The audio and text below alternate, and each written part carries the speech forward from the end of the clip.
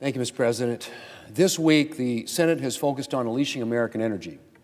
As I've said before, our country is facing some serious energy challenges. We need more power, or we face the possibility of a future defined by unreliable and unaffordable energy, which is why President Trump declared an energy emergency on his first day in office to produce more energy, build more infrastructure, and ultimately bring energy prices down. But our Democrat colleagues made it clear yesterday that they don't believe such an emergency exists. The senator from Virginia called it a, quote, sham. Our colleague from New Hampshire said it was, and I quote, an emergency declaration in search of an emergency, end quote. And every Senate Democrat voted to deny the emergency that our country faces. I guess they haven't seen the reports of the precarious state of American energy. Last year, a Washington Post headline read, and I quote, amid explosive demand, America is running out of power, end quote.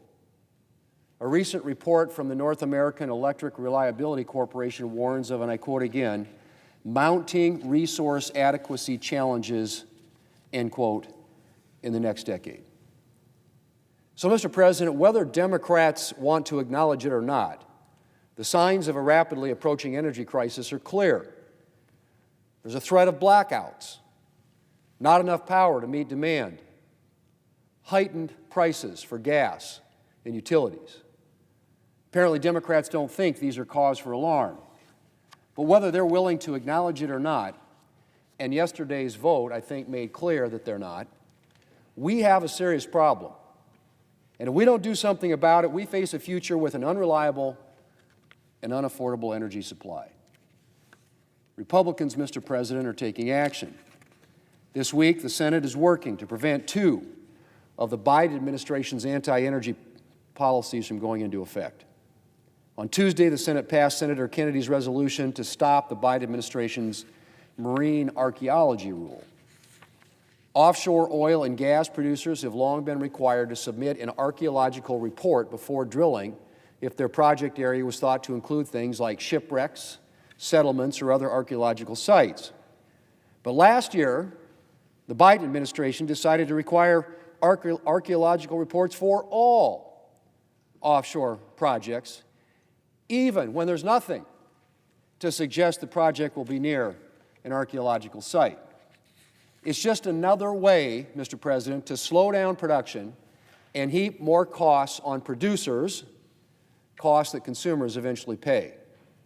And it's another part of the Biden administration's efforts to close off America's waters to conventional energy production.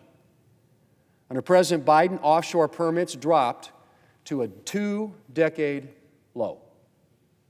The administration's offshore leasing plan included only 3 possible leases, down from 47 in an earlier draft from the first Trump administration. And of course, there was President Biden's last-minute ban on oil and gas production in 625 million acres of America's waters. Why would we so severely limit the use of our natural resources is beyond me. And under Republican leadership, we will be leveraging those assets to restore American energy dominance. Later today, the Senate will also vote on a resolution to block the $6 billion natural gas tax that was included in Democrats' so-called Inflation Reduction Act. This tax would increase costs for energy producers and limit energy production, leading to higher utility bills for many Americans. And under the Biden administration's implementation of this tax, it would hit smaller operations the hardest.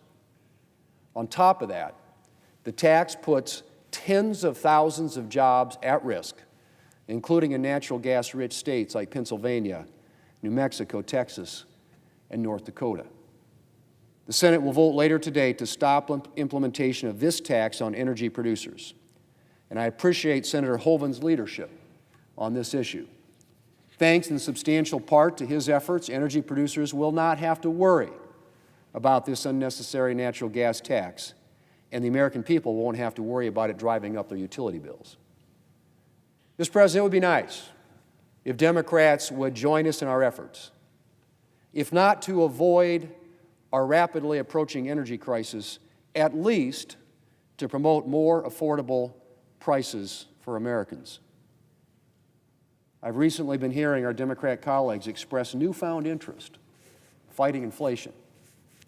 If they're serious about that, they should be joining us in blocking these anti-energy policies that are driving prices up.